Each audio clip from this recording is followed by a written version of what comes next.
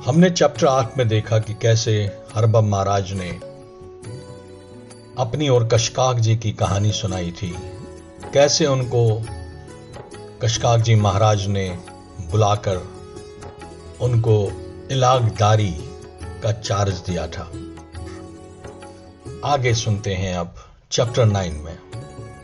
पापा जी लिखते हैं, हम इसी कशकाक महाराज के सत्संग में मसरूफ थे कि ये खबर आई कि श्री बब महाराज के छोटे भाई स्वर्गवास हो गए। हम भी बब महाराज के साथ टैक्सी में बमहोम चले गए।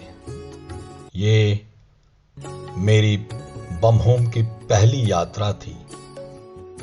वो 1 जनवरी 1964 को देहांत हो गए थे। उस दिन के बाद बब महाराज से मुलाकात उनके भाई साहब के 10वें दिन पर हुई थी। उन्होंने हम सबको अपने घर पर खाना खाने के लिए मजबूर किया। हमारे इलाके यानी कि कामराज इलाके में यह रिवाज है कि 10वें दिन की क्रिया पर जो भी कोई आता है उनको बाज़ाब्ता खाना खाने के लिए मजबूर किया जाता है। श्रीनगर साइड में यह रिवाज नहीं है।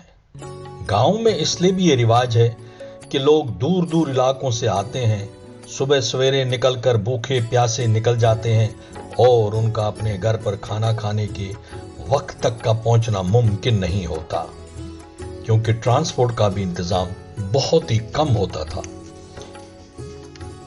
इस तरह दर्शन का सिलसिला जारी रहा। एक मर्तबा ऐसे भी हुआ कि हमारे अजीज चमन लाल जी पंडिता जी, जब उन्होंने पहले दिन ही बब महाराज के पांव छुए तो उन्होंने मुझे चुपचाप आके कान में कहा कि उनको बबराज के पैर छूने से करंट सी आई है, जबकि उनका बब महाराज के चरणों में हाथ हटाने का मन ही नहीं था, मगर पता नहीं क्यों करंट सी आ गई और हाथ उठाना पड़ा। मैंने भी बाद में आजमाइश के तौर पर बब महाराज के चरण को स्पर्श किया, मगर मुझे ऐसी कोई करंट नहीं आई। चमनलाल जी इस कदर मोहित हुए, वो उनके ही हो गए, बब महाराज के हो गए। उन दिनों चमनलाल जी कुपवाड़ा में ड्यूटी पर तैनात थे बतौर फूड इंस्पेक्टर, इसलिए उनका हाजिर दरबार होना तकरीबन हर रोज होता था। यानी कि वो हर रोज बब महाराज से मिलने बमहोम जाया करते थे। यहां तक कि अब उन्होंने बब महाराज को अपने घर भी लाया और बब महाराज चमनलाल जी के डेरे में कई दिनों तक रहने लगे। हां, हम बात कशकाक जी की कर रहे थे। पूजनीय मस्त कलंदर श्री कशकाक जी महाराज मनीगाम गांदरबल की उन रूहानी करामात, कमालात व रोशन जमीरों से पूरे कश्मीर में मशहूर थे। हर किसी की मन्नतें पूरी करते थे। उनकी रूहानी करामात से हमारा खानदान भी नूरे नूर हुआ था, यानी कि पापा जी का खानदान भी नूरे नूर हुआ था। और उनकी दया व मेहरबानी अब भी हम पर नाजी है। मेरे पिताजी की 2 बहनें और एक बड़ा भाई था। मेरे चाचा जी का भी कोई लड़का नहीं था और ना मेरे पिताजी का। घर के हालात भी अजीब से हो गए थे। हमारी फूफी जी जो सबसे बड़ी बहन थी, उनकी शादी श्रीनगर में एक अच्छे घराने में हुई थी। उन दिनों मेरे दादाजी महकमा में तहसीलदार थे। अच्छी खासी आमदनी और शोहरत भी थी। सोपोर में एक 4 मंजिला मकान भी बनाया था, जिसकी कारीगरी और नकाशगरी देखने दूर दूर से लोग आते थे। मगर ये मकान 1 साल के अंदर ही शदीद बोंचाल का शिकार होकर चारों चित जमीन पर आ गया। कश्मीर में उस साल बोंचाल से काफी तबाही हुई थी। दादाजी ये बर्दाश्त न कर सके इस भयानक तबाही को और सदमे से वो चले गए। उनकी बड़ी बहन की एक औलाद थी, मगर उसके पति ने उसे छोड़कर दूसरा विवाह रचाया था। उसको मेरे पिताजी घर लेकर आए थे। मेरे चाचा जी भी एक सरकारी मुलाजिम थे, मगर अपने शॉर्ट टेम्पर की वजह से नौकरी से मुअत्तल किए गए थे, यानी कि नौकरी से निकाले गए थे, क्योंकि उन्होंने एक अंग्रेज टूरिस्ट को शिकार करते वक्त खूब पीटा था। मजबूरन मेरे पिताजी को पोस्ट ऑफिस में नौकरी करनी पड़ी, जो कि उन्हीं दिनों सोपोर में खुल गया था। गुर्बत के कारण घर चलाना बहुत मुश्किल हो गया था, इसीलिए मेरे पिताजी को पोस्ट ऑफिस में करनी पड़ी। मगर मेरे चाचा जी को इनकी नौकरी करना अच्छा नहीं लगा। वो एतराज करने लगे। इसी वजह से पिताजी ने अपना तबादला पूरी में कर दिया। धीरे धीरे घर सुधरने लगा और घर में शांति सी आ गई। मेरे चाचा जी शादीशुदा थे, उनकी 3 बेटियां थीं। अचानक एक दिन उनकी पत्नी का देहांत हो गया। उन्हीं दिनों मेरे पिताजी की भी शादी हो गई थी। उनकी भी 2 लड़कियों के सिवा कोई और औलाद नहीं थी। घर में एक फूफी का एक लड़का था।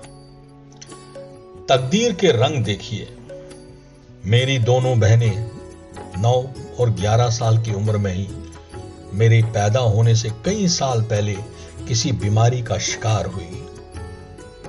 चाचा जी की लड़कियों की शादी श्रीनगर में हुई, लेकिन शादी के कुछ अरसा बाद ही उनके साथ भी तकलीफ हुई।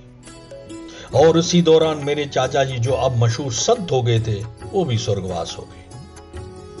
घर में एक फूफी का लड़का था और एक लड़की, जिसको मेरे पिताजी ने अब गोद लिया था। और बड़े होने पर उसकी भी शादी श्रीनगर में ही की थी। उन्हीं दिनों मेरे पिताजी अपनी लड़की को देखने के लिए, जिनकी शादी श्रीनगर में की थी, वो श्रीनगर चले गए।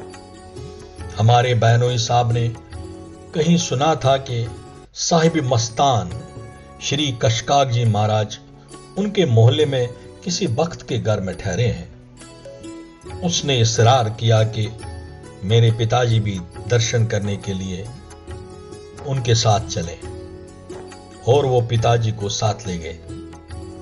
मेरे पिताजी और उनके जीजाजी दरबार में पहुंचे। वहां काफी गहमा गामी थी, बहुत सारे लोग थे। मगर कशकाक जी महाराज ने जैसे ही मेरे पिताजी को देखा, चिल्ला कर कहने लगे, मेरे पास प्यास बुझाने को आए हो क्या? और वहां खड़े सेवकों को हुक्म दिया कि मेरे पिताजी को पकड़कर कमरे के बीचों बीच एक खंबे से बांध दो।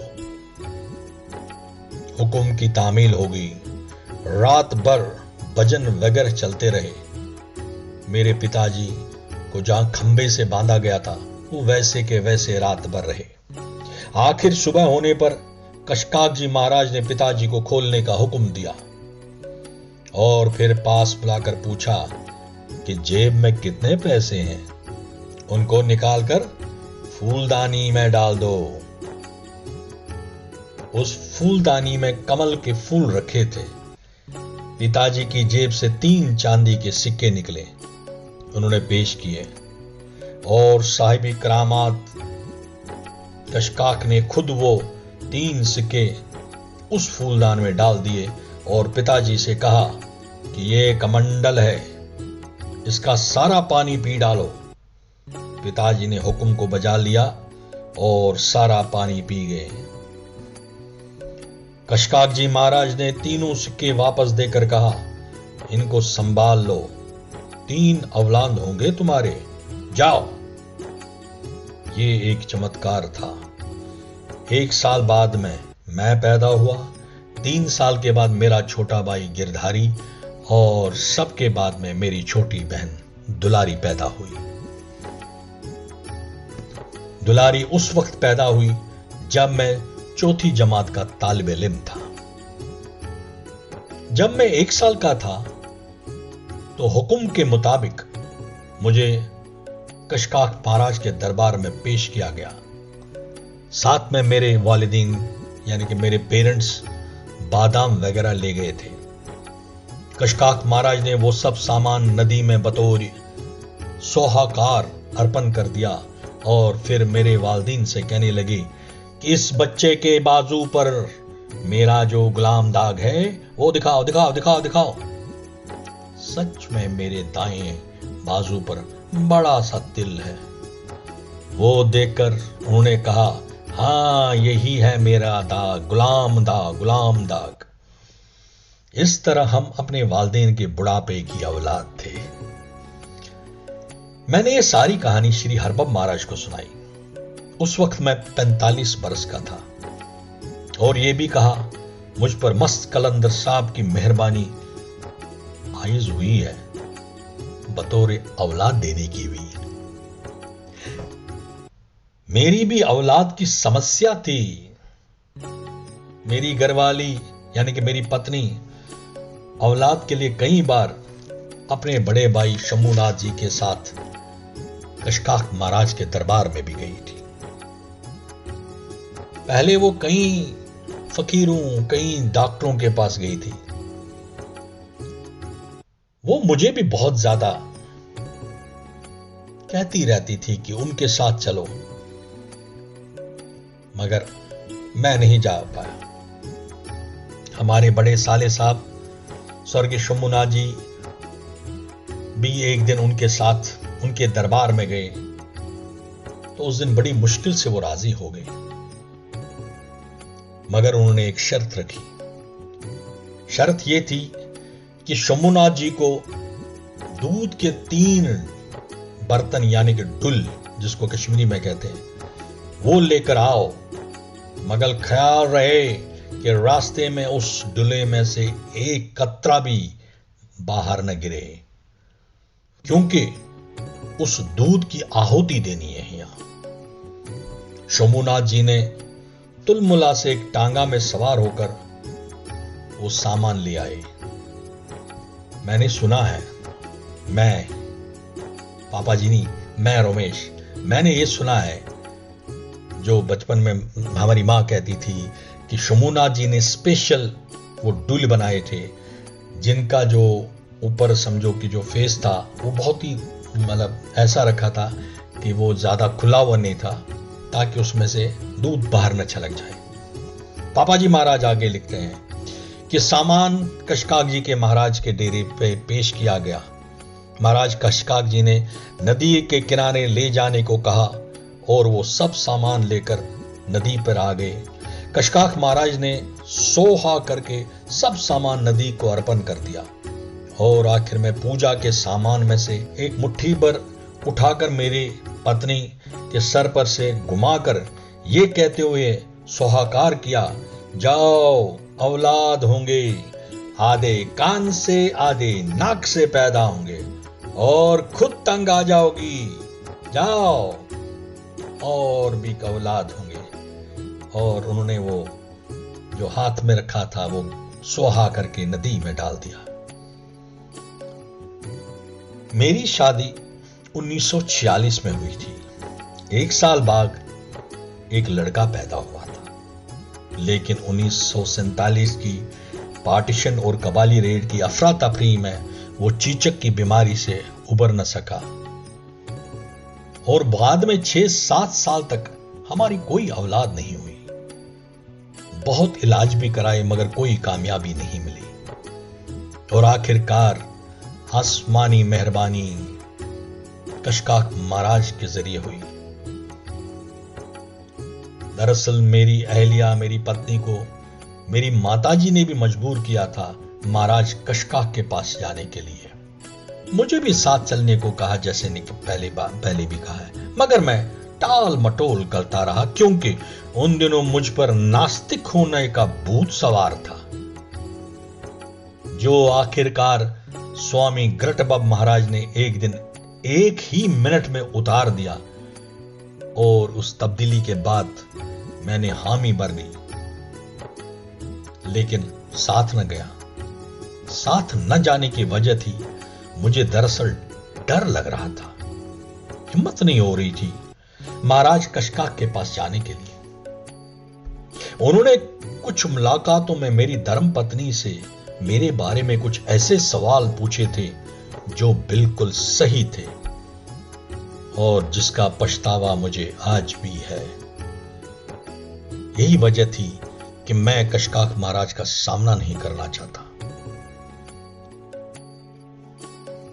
ये थे प्रातः सुमरणी श्री कशकाक महाराज, जिन्होंने अपनी करामात व ताकत आरफी श्री स्वामी हरबब के साथ दी थी और अपनी बागडोर भी उनको प्रदान की थी। श्री स्वामी हरबब महाराज जी की संगत से हमारा सारा परिवार उनका शिष्य बन गया। सब ने उनसे दीक्षा प्राप्त की सिवाय मेरे, क्योंकि मैं उन दिनों पूजनीय दयाल श्री गोविंद जी कौल महाराज, जो वनपो के रहने वाले थे, उनके बंधन में बंधा था। मैंने उनसे दीक्षा ली थी। स्वामी गोविंद के कौल महाराज जी से दीक्षा लेने के बाद ही, वो कुछ दिनों के बाद ही निर्वाण पा गए और मैं मंझदार में रह गया। मैंने महाराज हरबब से जब आगे का रास्ता बताने की गुजारिश की, पहले तो उन्होंने इनकार किया। उन्होंने कहा कि तुमने पहले किसी और से दीक्षा ली है। मगर मैं दी गई दीक्षा पर चल नहीं पा रहा था। मेरा बदन कांपने लगा था, इसलिए मैंने वो क्रिया करना ही छोड़ दिया। मैंने ये सब हरबब महाराज से कहा। जब हरबब महाराज के सामने ये सारे हालात बयान किए, उन्होंने बहुत देर तक सोचने के बाद कहा, चलो कोई बात नहीं, वो खुद स्वामी गोविंद जी महाराज से इस बारे में मालूम करेंगे और दीगर हिदायत लेंगे। साहिबिक कमालात ऐसे संतों की अपने तरीके से आखिर बब महाराज ने गोविंद महाराज से बातचीत की। फिर हरबब महाराज ने कहा, तुम मेरे हवाले हो चुके हो, और इस तरह मैं हरबब महाराज का शिष्य बन गया। बबराज ने एक दिन खुद ही श्री दयालु गोविंद जी के शिष्यों के बीच श्रीनगर में यह ऐलान कर दिया कि मैं उनके जेर साया आया हूं श्री गोविंद कौल जी महाराज की मर्जी से। उन्होंने बताया कि हमारा सिलसिला श्री महाराज मुश्किल कुशा ऋषि पीर से जारी हुआ। ये सिलसिला सुनहरी युग कहलाता है, जिसे लोग सत्य युग भी कहते हैं। हमें अपने कदम आहिस्ता आहिस्ता बढ़ाने हैं। दूसरों की निंदा किए बगैर झूठ बोलना, क्रोध करना, हद से ज्यादा मोह। क्योंकि हम गृहस्थी है, इसलिए इसका पालन करते वक्त हमें गृहस्थ की भी जिम्मेदारियां शुद्ध मन से, तन मन से पालन करनी है। गृहस्थ आश्रम सबसे बड़ा आश्रम है। इसे त्यागने की जरूरत नहीं है, बल्कि इसी में रहकर क्रिया पूरी करना है। जैसे झील में रहकर कमल फलता फूलता है, लेकिन पानी इसे कभी गीला नहीं कर सकता। इसी तरह गृहस्थ में भी रहना चाहिए। मोह, लालच, क्रोध व दूसरे की निंदा करना, ये नहीं करना चाहिए। इसमें शम व दम, यानी अंदर की ओर बाहर की ओर की शुद्धि के सख्त जरूरत है। इससे आपका मन काबू में रहेगा और शांत मन से राह पर आगे चलते जाएंगे। ध्यान रहे कि धर्मार्थ की राह पर सबसे ज्यादा जोर मन की एकाग्रता पर दिया जाता है, ताकि आपकी तपस्या पूर्ण और ज्ञान का पूर्ण होना भी मन को काबू करने पर मुंतजिर है, यानी कि डिपेंड है। इसके बाद गुरु महाराज की दया और कृपा का भी सबसे बड़ा हाथ है। गुरु महाराज से कोई भी चीज छुपती नहीं है, इसलिए उनके सामने अपनी सब कमजोरियों को खोल कर रखना चाहिए। सदगुरु महाराज 3 कारणों से भी ऊपर है।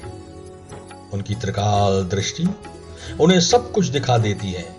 हमारी कमजोरियां, हमारी मेहनत उनके सामने एक खुली किताब की तरह होती है, इसलिए उनसे कुछ छुपाने से नुकसान ही होगा।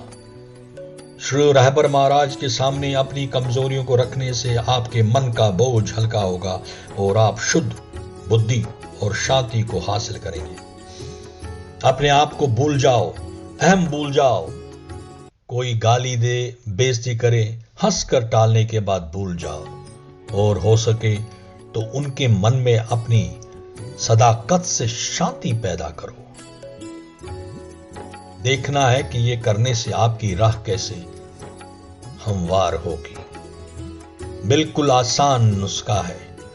अहम भाव खत्म करने का शर्त यही है कि आप बर्दाश्त करना सीखें, उस कड़वी दवाई की तरह जिसे पीने से रोग खत्म होते हैं। पहले मैंने स्वामी ग्रटबब का भी जिक्र किया है कि कैसे उन्होंने 1 मिनट में मेरा सारा भूत उतार दिया था। उन्होंने मुझे नास्तिक को सिर्फ 15 मिनट में काया पलट दी थी। हुआ यूं कि मैं श्रीनगर गया हुआ था। मेरे एक अजीज दोस्त ने कहा कि हमारे एक और दोस्त ब्रिजनाथ सराफ के यहां पे श्री स्वामी ग्रटबब साहब विराजमान हैं। उन्होंने कहा, ग्रटबब साहब पहुंचे हुए संत हैं, उनकी अजमत और करामत में कोई कमी नहीं है। मैं उन दिनों कम्युनिस्ट आइडियोलॉजी से जरा कुछ ज्यादा ही ग्रस्त था और कुछ ज्यादा क्रिटिसाइज करता रहता था इन चीजों को। मैंने सोचा उस सन्यासी को भी लाइन पर लाऊंगा, इसलिए सोचा मौका अच्छा है, देखें जरा उस संत की अजमत कैसी है। पर्दाफाश करने का यानी कि उसको एक्सपोज करने का मैंने ठान ली। खैर, हम जब दोस्त के घर पहुंचे तो पाया क्या, हाजतमंद लोगों की कतार लगी हुई है। 50 से 60 लोग कमरे में खचाखच भरे पड़े हैं। श्री ग्रटबब महाराज सिर पर पगड़ी बांधे और फेरन पहने हड्डियों का एक ढांचा सा दिख रहा था, जो कि 15 या 20 किलो के वजन का लगता था। वो दीवार की तरफ मुंह करके किसी से बात कर रहे थे और कुछ लोग इसकी पीठ पर हल्के से मुक्के मार रहे थे, जिसमें कश्मीरी में हम दोग कहते हैं। मैं भी उनके पास बैठकर दोग दोग देना चाहता था, कुछ आजमाइश के लिए। लेकिन जैसे ही मैं बैठा, वो एकदम मेरी ओर मुड़ गए और अपनी टांगे फौरन फेरन से बाहर निकालकर मुझसे टांगे दबाने को कहा। टांगे क्या थी, हड्डियों का ढांचा थी, इसलिए मैं आहिस्ता से दबाने लगा कि कहीं ये टूट न जाए। लेकिन महाराज ने कहा, और जोर से दबा ले। मुझे लगा ज्यादा जोर से दबा दिया तो हड्डियां टूट के बिखर जाएंगी। अब मुझे हड्डियां चटकाने की भी आवाज आने लगी जब मैं थोड़ा जोर से दबाने लगा, मगर वो अब गालियां भी देने लगे और जोर से दबाने को कहा। अब मेरे पसीने छूटने लगे, मैं पूरा जोर देकर दबाने लगा और वो कहते रहे, और जोर से दबा, और जोर से दबा। अब वो जोर जोर से गालियां देने लगे। मेरे दादाजी, मेरे चाचा जी से होते हुए मेरे पिताजी का नाम लेकर भी गालियों की बौछार होने लगी। मैं पसीने पसीने सोचने लगा, ये इन सबको कैसे जानता है, मेरे पूरे खानदान को जानता है। यही नहीं, फिर जोर से कहने लगे, सोपोर के गांव बरादर होकर भी इतनी शक्ति नहीं है कि मेरी इन हड्डियों को प्रेम से दबा दो। उनकी हर बात अब हकीकत बयान कर रही थी और मैं हैरान था कि ये माजरा क्या है। ये सब मेरी पूरी खानदानी कुंडी कैसे जानता है। आखिरकार जब शर्मिंदगी और कमजोरी से पसीना पसीना हुआ तो ग्रटबब महाराज ने अचानक मुझे लात मारकर कहा, उठ पाक हड़ी जूठे करने वाले। कश्मीरी में शूज अड़िए 66 करमच। ये बात, ये ताना मेरे अंतःकरण तक अंदर एक तीर की तरह घुस गया और मैं शर्मिंदगी से पानी पानी हुआ। मुझसे न भागने की हिम्मत हुई न ठहरने की सकत। थोड़ी देर बाद मैंने जब प्रणाम करके जाने की इजाजत लेनी चाहिए तो उन्होंने फरमाया, मुझे पता है कि तुम सोपोर के रहने वाले हो, इसलिए भूखे जाने ना दूंगा। उनका हर लफ्ज मुझ में एक हलचल पैदा कर रहा था। दम खुद होकर बैठा था। खाना खाते वक्त आंख भी नहीं उठाया। खाना खाकर जब मैंने फिर धीरे धीरे उनके कांधे पर दुग दुग देना शुरू किया तो उन्होंने कहा, अब आनंद आ रहा है वंशुम मजीवान। अब प्रेम भाव से दबा रहा है ना, वरना तू तो मेरी आजमाइश करने आया था। क्या मिला? मैंने शर्मिंदगी से जवाब दिया, सब कुछ मिला, सब वापस मिल गया महाराज, सब वापस मिल गया। तब उन्होंने एक टोकरी से मुट्ठी भर बादाम निकाल नवीद के तौर पर मुझे देते हुए कहा, जाओ घर पर सब घर वालों को एक एक बादाम देना। जब बाद में मैंने बादाम गिने तो बराबर 13 थे। जितने मेरे घर वाले 13 अफराद पर हमारे खानदान मुश्तमिल था। जूठी हड्डी को शुद्ध करने का हर प्रयास करने लगा। सालों पहले छोड़ा हुआ पूजा पाठ फिर करना शुरू किया। एक बार दरिया के किनारे एक कांग्रेस के लीडर ने पूजा करते देखा तो चिल्लाकर पूछा, अरे मधुसूदन, ये क्या कर रहे हो? मैंने भी वापस जवाब देकर कहा, अब आपको यकीन हुआ ना कि मैं कम्युनिस्ट नहीं हूं, मैं कम्युनिस्ट ग्रुप का नहीं हूं। इससे पहले भी उस कांग्रेस लीडर ने नसीहत की थी कि क्यों इन जमेलों में पड़ते हो, वरना नौकरी से हाथ धो बैठोगे। इस तरह मैं वापस पवित्र राह पर, भगवान की राह पर चलने लगा। अब मैं उसकी तलाश में हूं और एक राहे पाक पर एक उम्मीदवार हूं। इसी राह पर चलते चलते कई साधु संतों से मिला और उनका सत्संग प्राप्त हुआ। अगले चैप्टर में पापा जी की कहानी एक और साधु से मिलने की, वो अगले चैप्टर में। आज के लिए इतना ही। हरबम महाराज की जय, पापा जी महाराज की जय और स्वामी कशकाक महाराज जी की जय। स्वामी कशकाक महाराज जी की जय। स्वामी कशकाक महाराज जी की जय।